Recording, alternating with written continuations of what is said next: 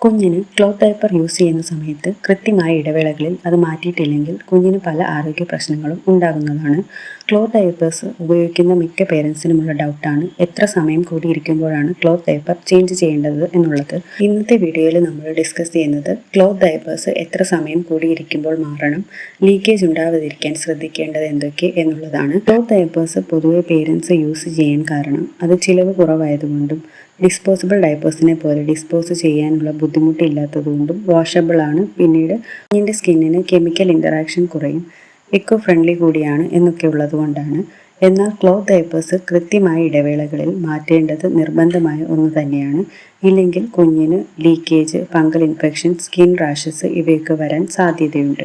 എത്ര മണിക്കൂർ ഇടവിട്ട് ക്ലോത്ത് ഡയപ്പർ മാറ്റണം എന്നുള്ളത് കുഞ്ഞിൻ്റെ വ്യക്തിഗത ആവശ്യത്തിനനുസരിച്ച് വ്യത്യാസപ്പെട്ടിരിക്കുന്നു.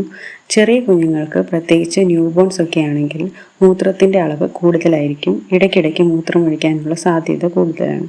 സോ ഒരു 2 മുതൽ 3 മണിക്കൂർ വരെയൊക്കെ ഉപയോഗിക്കാനായിട്ട് സാധിക്കും. കുറച്ച് മുതിർന്ന കുട്ടികളിൽ 3 മുതൽ 4 മണിക്കൂർ വരെയൊക്കെ ഉപയോഗിക്കാം.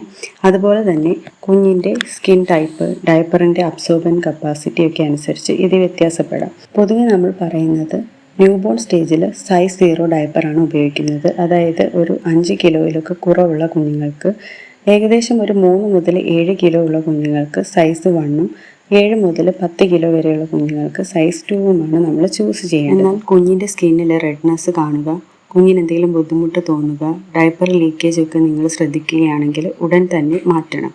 അതുപോലെ തന്നെ കുഞ്ഞ് പെട്ടെന്ന് പൂപ്പ് ചെയ്യുന്നത് കണ്ടാൽ തന്നെ മാറ്റേണ്ടതും അത്യാവശ്യമാണ്.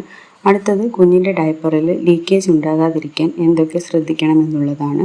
ഒന്നാമത്തേത്, കുഞ്ഞിൻ്റെ വെയ്റ്റിന് കൃത്യമായ അളവ് അല്ലെങ്കിൽ സൈസ് നോക്കി ചൂസ് ചെയ്യുക എന്നതാണ്. 6 മാസം വരെയുള്ള കുഞ്ഞുങ്ങൾക്ക് സൈസ് 1ഉം 6 മുതൽ 18 മാസമൊക്കെയുള്ള കുഞ്ഞുങ്ങൾക്ക് സൈസ് 2ഉമാണ് ചൂസ് ചെയ്യേണ്ടത്.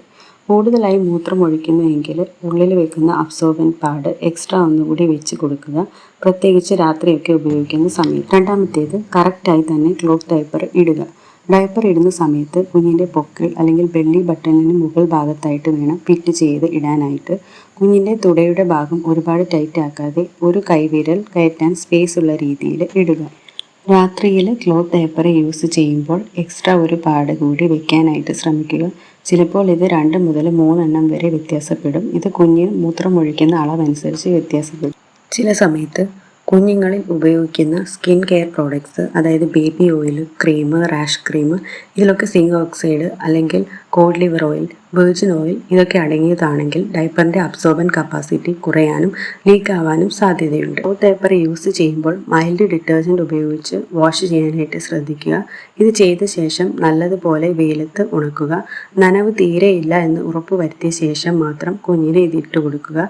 ഇത് റാഷസ് വരാതിരിക്കാൻ സഹായിക്കും. അതുപോലെ തന്നെ എല്ലാ ദിവസവും മിനിമം ഒരു 2 മണിക്കൂർ കുഞ്ഞിന് ഡയപ്പർ ഫ്രീ ടൈം കൊടുക്കുക. ഇത് സ്കിൻ ഇറിറ്റേഷൻ, ഫംഗൽ ഇൻഫെക്ഷൻ ഒക്കെ തടയാനായിട്ട് സഹായിക്കും. ക്ലോത്ത് ഡയപ്പർ ഉപയോഗിക്കുമ്പോൾ ചില ലളിതമായ കാര്യങ്ങൾ ശ്രദ്ധിച്ചാൽ മതിയാകും. അതിലൊന്നാമത്തേത്, റെഗുലറായി തന്നെ മാറ്റി കൊടുക്കുക. ലീക്കേജ് കാണുക, കുഞ്ഞിൻ്റെ മോഷൻ പോവുക ഒക്കെ ചെയ്താൽ ഒട്ടും വൈകാതെ തന്നെ ഡയപ്പർ മാറ്റി കൊടുക്കുക. രണ്ടാമത്തേത്, ശരിയായ സൈസ് തന്നെ തിരഞ്ഞെടുക്കാൻ ശ്രദ്ധിക്കുക. മൂന്നാമത്തേത്, നേരത്തെ പറഞ്ഞ പോലെ തന്നെ കറക്റ്റായി തന്നെ ഫിറ്റായി ഇടാൻ ശ്രമിക്കുക. നാലാമത്തേത്, ക്ലോത്ത് ഡയപ്പർ ഫ്രണ്ട്ലി ആയ ക്രീംസ് ഉപയോഗിക്കുക.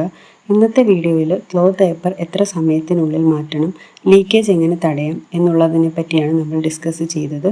കൂടുതലായി എന്തെങ്കിലും ഡൗട്ട്സ് ഉണ്ടെങ്കിൽ കമൻറ്റ് ചെയ്യുക. പുതിയ വീഡിയോസിനായി ചാനൽ സബ്സ്ക്രൈബ് ചെയ്യുക. താങ്ക്